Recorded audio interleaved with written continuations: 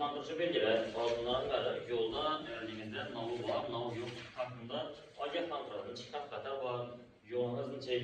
Misol uchun birinchi marta bo'yatma yo'limiz. Misol uchun Toshkent, Buxoro, Samarqand, Rossiya, Qozog'iston, boshqa yerlar mashina birinchi marta chiqadigan yo'limiz. Yo'lning chiqligini bilmaysiz, to'g'rimi? Tekizmi, g'aldiyi bormi, burilishlari bormi, yoki to'siqlar bormi, prez bormi bilmaymiz.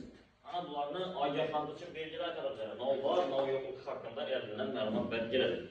Ogohlantiruvchi belgilar aholi yashaydigan joyda 50-100 metr eldiroqdan o'rnatiladi. Aholi yashaydigan tashqarida esa 150-300 metr eldinda o'rnatiladi. Ya'ni, misol uchun shunday yo'l bo'lsa, hozir. Bu yerda prez o'tgan, to'g'rimi? Agar siz aholi yashaydigan bo'lsangiz, prezdan 50 metr yoki 100 metr aroqda shu xohlagan bir yerga qo'yadi. Prezda yoki oldingizda temir ta'mirlash kesmasi bor yoki 50 metrdan 100 metr aroqgacha xohlagan bir yerga qo'yiladi. Ta'mirlash kesmasi. Agar siz aholi bo'yicha tashqarida bo'lsangiz, 150-300 metr aroqda xohlagan bir yerga qo'yiladi. Oldingizda ta'mirlash kesmasi bor deb. Misol uchun bu 50 metrdan ham qo'yish mumkin, 60-70 va 100 gacha mumkin. Xohlagan bir yerda. Shunchaki 50-100, 150-300 deb aytiladi. Aholi yashashganda bo'lsangiz 50-100 metr uzoqdan qo'yiladi, aholi yashashgan tashqarida 150-300 metr eldindan qo'yiladi. Oldimizda ta'mirlash kesmasi bordir. Birinchi belgi. Birinchi savol. Bu belgining hammasi. Deyarli hammasi ogohlantirish belgini. Xavfli burilishdan shunday. Xavfli burilishdan 50-150-300 metr eldin qo'yiladi. Xalqda yaqinroq qo'yiladi 50-100 metr, aholi bo'yicha tashqarida 150-300 metr uzoqroq qo'yiladi. Sababi aholi yashashganda tezlikcha 70 dan oshish mumkin emas. Aholi yashashdan tashqarida yengil avtomobillar uchun tezlik 100. 70 da turgan mashina misol uchun 10 metr to'xtasa, 100 da turgan mashina 30 metr to'xtaydi. Shuning uchun ertaroq ko'rish kerak. 150-300 metr eldin ko'rib boshlash kerak. Nomborlar. Aholi yashashda 50-100 metr yetadi. Ana shuning uchun 50-150. Ya nishatlik, balandliklar ham shumi?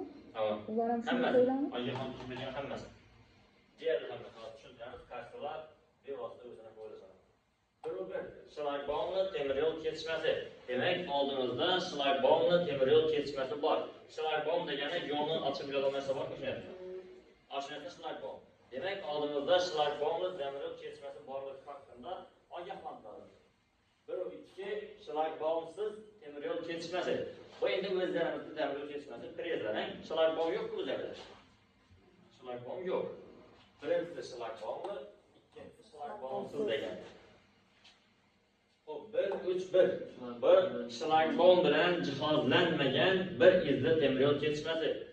Bir izli degani bir dona prezning izi o'tadi shu yerdan. Bu bir izli deb aytiladi. Misol uchun, ya'ni buni bir izli. Şlagbomsiz bir izli, keyingisi esa bu şlagbom bilan jihozlanmagan ko'p izli. Ko'p izli degani 2 yoki undan ko'p imkonlar bersada, bunda yana birisi bor. Sayilgandan keyin yana birisi bor. Şimdi bo'lishi mumkin-ku, to'g'rimi? Iz ko'proq bo'lishi mumkin. Misol uchun, bu yerda vokzalni yanında bor ishlar. Bunda ham izli, bunda bir izli, bunda ko'p izli. Ikkisi bor. 3-4 dan bo'lishi mumkin. 2 va undan ko'p bo'lsa, ko'p izli qo'yiladi. Demak, savol: nechun bu şlagbom bilan jihozlanmagan bir izli, şlagbom bilan jihozlanmagan ko'p izlidan to'xtadi? Şlagbom bo'lsa, yo'lda şlagbom bo'lsa, haydovchi keladi. Şlagbomga qaraydi. Bekli bo'lsa to'xtaydi, ochiq bo'lsa o'tadi, to'g'rimi? Haydovchiga bu yerdan necha iz borligi qiziqmi? Qiziq emas, şlagbom qiziq. Bekli bo'lsa to'xtaydi, ochiq bo'lsa o'tadi. Endi şlagbom yo'q bo'lsa, haydovchi bilishi kerak, bu yerda bir izmi, ko'p izmi? Şlagbom yo'q, bir izda, demak shu yerda bir dona iz bor. Shuni qarab, bo'sh bo'lsa o'tadi. Yoki bu yerda ko'p iz bor, bir emas. 2, 3, 4, 5'si var. Hammasini qarab chiqishingiz kerak. Hammasi bo'sh bo'lgandan keyin o'tishingiz kerak. Mana shuning uchun bu ikkisi şlagbomsiz temir yo'l kesishmasiga qo'yiladi. Tezdan ham tushadi. Bu belgili odina bu. Bir izli temir yo'l kesishmasi desangiz xato. Şlagbomsiz bir izli deb belgilash kerak. Ham şlagbomsiz ko'p izli. Xo'p, 1-4-1 dan 1-4-6 gacha. Bu 3 belgi, bu 3 belgi. 6 belgining ma'nosi 1. Temir yo'l kesishmasidan yaqinlashuv. Ya'ni preza yaqinlashib keltirsin deb oldindan ogohlantiradi. Buning uchun 6 marta qo'yilgan.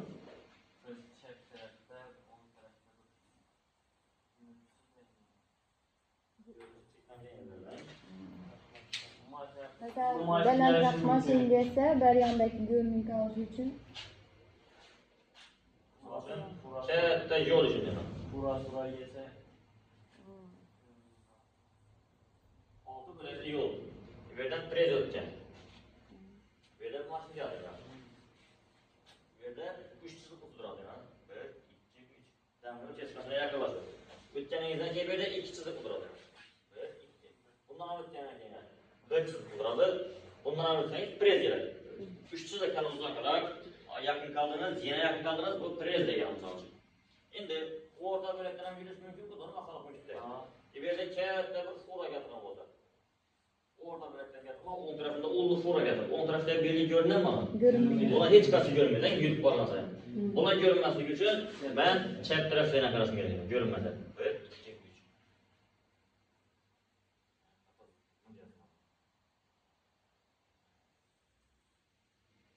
O'ng tarafdan ko'rmagan haydovchi chapdan ko'rishi kerak.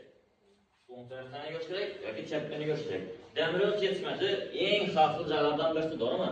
Chunki poyezd yo'li chiqib ketsangiz, avariya bo'lsa, deyarli 99% avtomobil jabr. Bu eng xavfli. Shuning uchun oldindan ogohlantirib keldik. Shular bog'lash press. Kelganingizdan keyin bir izli ko'p izli. Yoki yaqinlashib ketasizda belgilar bo'ladi. O'ngdan bo'ladi, chapdan bo'ladi. Birsini ko'rmasa, birsini ko'rsinda. Borganingizdan keyin shular bo'ladi. Svetofor bo'ladi. Stop belgisi bo'ladi. To'suvchi qurilmagan bo'lishi mumkin. To'suvchi qurilmagan yo'lda turadi, poyezd statiklaydi, hamma to'xtaydi. Poyezd o'tgandan keyin tushadi, hamma o'tishi mumkin. Demak, bu eng xavfli joylardan birisi. Shuning uchun ham o'ng tarafdagilar demasa, chapdani ko'rsin, chapdagi ko'rinmasa, o'ngdani ko'rsin. Ikki tarafdan birini ko'rish kerak. Ko'rish shart degan. Bu boshda o'tsa o'ng tarafga qo'yadi, bu o'tsa chap tarafga qo'yadi. O'ng tarafda, bu chap tarafda. Tushunarli bo'ldimi? Testda ish tushadi, bu nol belgida. Bir izda temir yo'l kesishmasi deb belgiladi. Yo'q, bu temir yo'l kesishmasiga yaqinlashuv. Misol uchun tushuntiraman, asofidan tashqaridasiz. 300 metr kaldı, 200 metr kaldı, 100 metr kaldı. Ama temir yo'l kesishmasi. Asofidan olsa, misol uchun 150 metr, 100 metr, 50 metr kaldı. Bular yaqin qaldingiz deb ko'rsatib keladi. 3 chiziqlar uzoqroq, 2 chiziq past qaldingiz, 1 chiziqdan o'tgandan keyin prez keladi degan. Demak, buni temir yo'l kesishmasiga to'lash. 1.5 tramvay yo'lkasi bilan kesishuv. Demak, avtomobil yo'lini tramvay yo'lagi kesib o'tgan. Tramvayni bilamiz, qarang, poyezd boshqa rels keladi. Bugun rels keladi. Demak, mashina yo'lidan tramvay yo'l o'tgan rels. Oldimizda tramvay yo'lagi bilan kesishuv bor deb oldindan shu xavf-xatar haqida ogohlantiradi. 1.6 teng ahamiyatli chorraha. Teng ahamiyatli chorraha degani chorraha o'zi yo'llarni bir tarafdan kesishi, tutashi, ayirishi. Demak, chorraha oldimizda teng ahamiyatli chorraha bor. Bu yerda asosiy yo'l yo'q, yoki svetofor yo'q. Oddiy yo'llarni kesishgan joyi bu yerdan o'tish navbati. O'ng qo'l qoidasida kim o'ng tarafi bo'sh bo'lsa, birinchi bo'lib shu yerdan. Demak, teng ahamiyatli chorraha. 1.7 aylanma harakatga yaqinlashuv. Aylanma harakat nomadi? Quruqlik chorraha. Demak, oldimizda quruq bor degan ma'noni bildiradi. Quruqqa girjakda chap qo'l qoidasi bor degan bo'ladi. Chap tarafdan gapirgan avtomobil, ya'ni quruqning ichida harakatlanayotgan avtomobilga yo'l berasiz. Quruq degandan keyin siz girasiz quruqqa. Keyin hammasida yo'l beradi. Quruqqa bir bo'lak bo'lsa, bir bo'lakdan ham girish mumkin. Ikki bo'lak bo'lsa, ikkisidan ham girish mumkin. Xalqlar bo'lakdan girish mumkin. Yo'l berib. Ha, quruq ichida yo'l berib, keyin girishingiz mumkin. 1.8 svetofor tartibga soladi. Demak, oldimizda svetofor borligi haqida ma'lumot beradi. Svetofor gündüzgini ko'rinadan chiroqlar yonib tursa. Yeshdan davom etadi. Qop qorong'ida uzoqda qizil, sariq, yashil tursa ko'rinadi. Bu belgi nima kerak bizga? Oldindan shu belgini ogohlantirib, oldingizda svetofor bor deyish nima kerak? Ko'rib turibdi-ku svetofor. Svetofor borligini ko'ramizmi? Tashlash kelish uchunmi? Mashina svetofor. Ko'rinishi cheklangan yerlarga qo'yadi. Svetofor ko'rinadi ham beradi, to'g'rimi? Svetoforda uzoqda svetofor borligini ko'rib ketasiz. Lekin belgi ham svetofor bor deb, men uni ko'rib ketaman. Belgi nima kerak? Belgi svetofor ko'rinmaydigan joylarga qo'yilishi mumkin. Xavfli burilishda bo'lishi mumkin. Xavfli burilishda bo'lishi mumkin misol uchun. Shu yerdan qo'yadi va yaqintiradi. Misol uchun shunday yo'lda burilib ketgan, to'g'rimi? O'sha svetofor bor. Bu yerda gapirgan mashina ko'radi, bu yerda uyda boshqa narsa bo'lsa. Görmeydi. Yerda ko'rmaydi. Shuncha yerdan ogohlantiradi. Svetofor bor, tezlik kamaytirib qo'yadi. Qizil bo'lsa to'xtash kerak, yashil bo'lsa yurish kerak. Ana tez 2 metreye gelesiz, alanga ise svetofor durur. Yoki misol uchun bizlarda tekstillarda svetofor bor, ko'rdingizmi shuni? Chama ko'rinadi, tekstillarda svetofor qo'yildi yaqinda. Boshingizda chama ko'rinadi. Gücünün arkasını qaysitgan. Borib, yonidan kelganingizdan keyin ko'rinadi svetofor. Ana shunday ko'rsak bo'ladi buni. Svetofor tartibga soladi, ko'rinmaydi, belgi bilan yozilgan ogohlantiramiz. Mesela var şu gücüm arasında görünmedi. Tabii stokta fazla bulan ne yapılmasa sorunuz verilmiş var. Keskin tormoz berishning imkoni bo'lmasa o'tib ketish kerak. Svetofor yashildan turibdi. Yashildan keyin sariq o'tganda keskin tormoz bermasdan to'xtashning iloji bo'lmasa o'tib ketsangiz bo'ladi sariq o'tgan vaqtida. Bu degani reski tormoz bermasangiz to'xtab turmaysiz. Reski tormoz berish mumkin emas. Demak, sariq shart o'tib ketsangiz bo'ladi. Yashildan keyin sariq. Kız, ko'tarma ko'prik. Demak, bu belgiyada oldimizda ko'tarma ko'prik bor deb ogohlantiradi. Ko'tarma ko'prikni bilamiz axrang. Chet taraflardan misol uchun daryo yoki kanal o'tgan ustunda ko'pir bor. Mashina o'tadi shuni ustidan. Ana gama kelgan vaqtida mashinalar yo'l ilinadi, ko'pir ko'tariladi. Gamalar o'tadi. Ana o'tgandan keyin yana yo'l ko'pir tushadi, yana avtomobillar harakatlanishi mumkin. Ana shunday ko'prik bor deb oldindan ogohlantirib keladi. 50-100 metr aholi punktdan tashqarida 150-300 metr oldindan qo'yiladi. Sohilga chiqish. Demak, shu yo'ldan yursangiz, biron bir daryo, dengiz yoki suv havzasini olib chiqadi degan ma'noda qo'yiladi. Demak, yo'limizning oxiri biron bir suv havzasi, daryo, dengiz yo kanal, reka, shunday bo'lsin. Okean bo'lsin, ana sohilga chiqish degan ma'noni bildiradi. 1-11-1 bu xavfli burilish.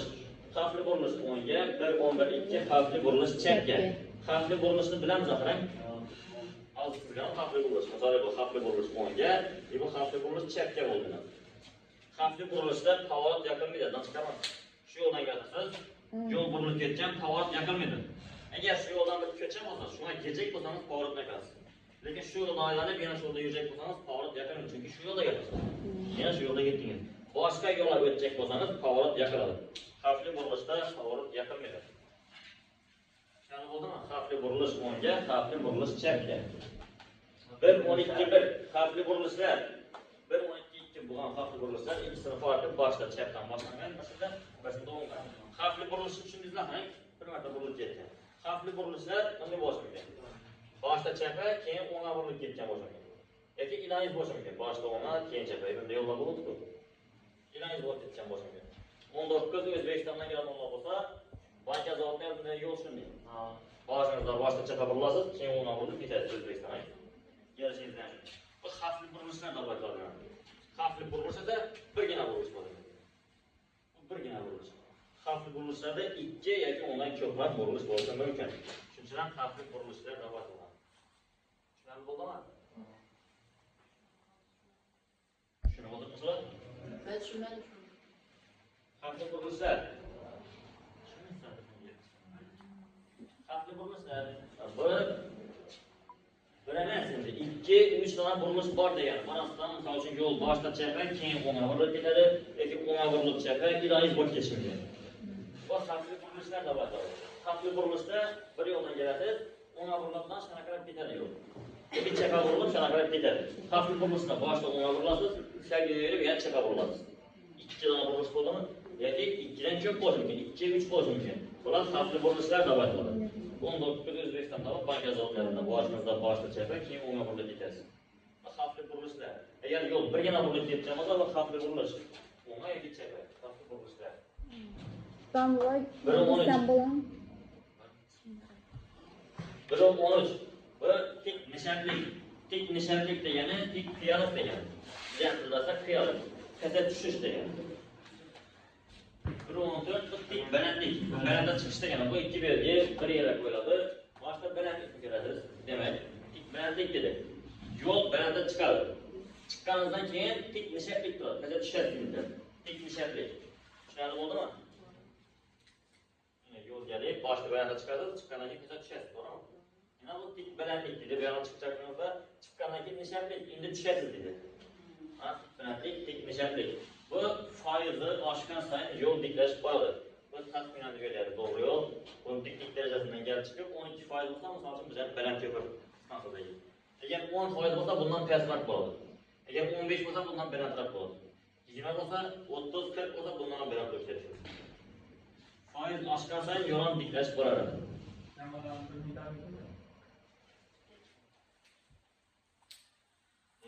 Faiz oshgan sayin yo'lon diklashib boradi. Bu 500 metre, 1 kilometrga nisbatan diklik darajasi bor. Xo'p, endi savol. Testda 2 belgi ham tushadi. Tik balandlik bilan tik nishatlik. Chat farqli emas.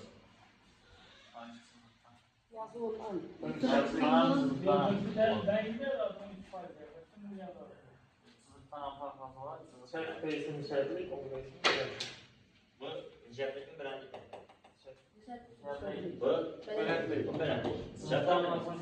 İçindeki yazıdan testden xuddi shunday tushadi. Bu nima belgisi? Bu yerda bo'lsa bilamiz. Birinchisi balandlik, ikkinchisi balandlik emas.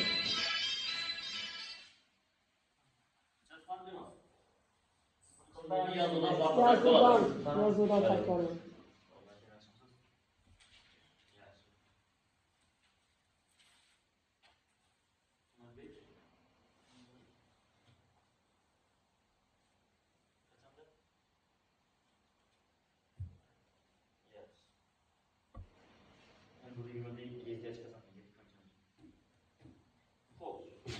İçindeki yazıda farklı emas. Misal üçün bizə yazganda chatda 10'a qarab yazamız. Bundayla chatda 10'a qarab pesaytlatmayız. Bu nişetlikdə var. Bunda bərədə çıxmadı. 12%. Chatda 10'a qarab bərədə çıxmadı. Bu bərəndlikdə var. Ana şundan fark atanız bu adı. Tik nişetlik qaysı, tik bərəndlik qaysı. Bizlərdə hazırca nişetlik tutuyoruz. Nişetlikdə yəni bizəmizdə qıyalıq. Qəzət düşəsiz deyin, məlanı bildirər. Şunada oldu mu? Bərəndlik burada varmış belki. Çıfayız.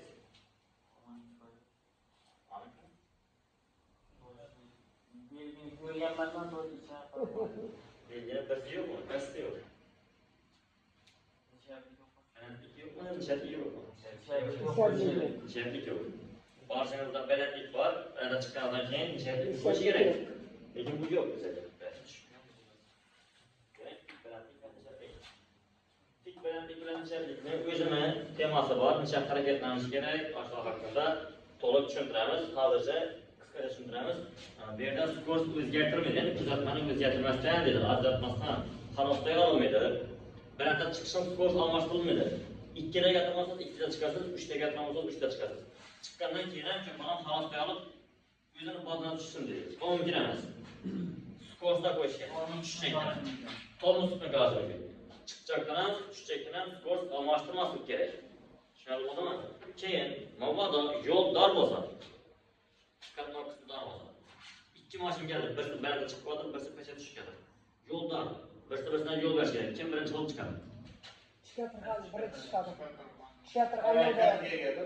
Depoga chiqadigan avtomobil birinchi navbatda chiqishi shart. Sababi, pastga tushadigan mashin tormoz bossa to'xtaydi, to'g'rimi? Tormoz yuvarsa yana tushadi. Depoga chiqadigan mashin tormoz bossa to'xtaydi, endi yurib bilmaydi u. Birinchi boshqa urib, tormozni oyoqqa olib gaz bosaman deguncha mashina orqaga yurib ketishi mumkin. Rushloyda bo'lsa kurak qolishi mumkin yoki keyin bosib ketishi mumkin. Yurishi qiyin. Hamma ham chiqmaydi yerda. Ana shuning uchun birinchi chiqadigan mashina chiqishi shart. To'sin kimning oldida bo'lsa ham, ya'ni birinchi chiqadi, men yo'lda dashni yuklantirib qaramakashdan chiqib o'tishim kerak. Farqi yo'q, birinchi chiqadigan mashina birinchi chiqishi kerak. Pastga chiqadigan mashina yo'l berishi kerak. Endi yo'l keng bo'lsa, ikkitasi sig'ib o'tsa, hech kim yo'l berishi shart emas. O'shani birinchi o'rinda 4 minut yo'l hech kim yo'l berishi shart emas. Direkt o'tib ketsa bo'ladi. 1.15 sirpanchiq yo'l. Demak, oldimizdagi yo'l sirpanchiq. Asfaltni turi yoki nam qapanib o'tibdi, yomg'ir qor yog'gani uchun yo'l sirpanchiq. Shunday yo'llar bor, yozda ham, bu faqat nam qapanmada emas. Yozda ham mashina haydasangiz, yo'l sarmandin sirpanchiqroq bo'ladi. Javob haydasangiz, bir yeri baland, bir yeri past. Javob deganimizda mashina olib kelsa, yana baland haydab kelamizlar. Bu yo'l sirpanchiq bo'ladi. Shunday yo'llar bor. Javob haydasangiz, mashina yana yurgandek bo'lib turadi. Yo'l tekis asfalt bo'lmagan lekin. Sel notekis uchun yo'l sirpanchiq bo'lib qoladi. Yoki yomg'ir qor yog'ganda asfalt tekis bo'ladi. Yomg'ir qor yog'ganda nam qaplama bo'lgani uchun yo'l sirpanchiq bo'lib qoladi. Mana bu oldimizda sirpanchiq yo'l borligi haqida ma'lumot beradi. 1.16 notekis yo'l. Yo'limizda aytildi, demak, o'ydim choydim, g'altim, yomg'ir yo'l. Bu notekis yo'l deb aytiladi. Bu biz yani yo'llarimizda qo'yilmaydi. Nechun qo'yilmaydi? Çünkü bizden yol tekil hem tekis.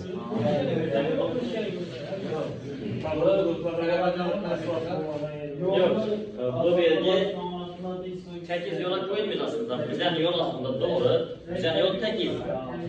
Asfaltdan tekis asfalt koyulgan. Keyin maşınlar ötüp galtın kılıp taşıgan. Buna koyulmaydı. Bu tekis yol degani asfaltdan ötüp tabii şunu getirdiler. Şunun garmış kerak yo'llar bor o'zida. Bu yo'llarni egizlarda boshim yo'q. Mashina haydab borasiz, bir pesa tushadi, bir chiqib ketadi, garmoshka yo'q.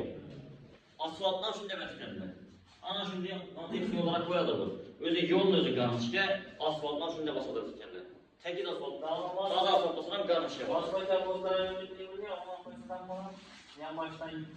Yo'q, bu nega u yuk mashinalar yurgani uchun ichida asfalt erib, bir yere o'tirib, bir yere chiqib turgan. O yuk mashinalar yo'q, mana ko'rmaydi. Garmoshka yo'llar qo'yadi. Yo'lni nima o'tgansa. Hop, 17. Tosh otilish xavfi. Tosh otilish xavfi demak, yo'limiz asfalt emas, tosh to'kilibdi. Mashina haydalarining mashinaning balondan tosh otilib chiqishi mumkin.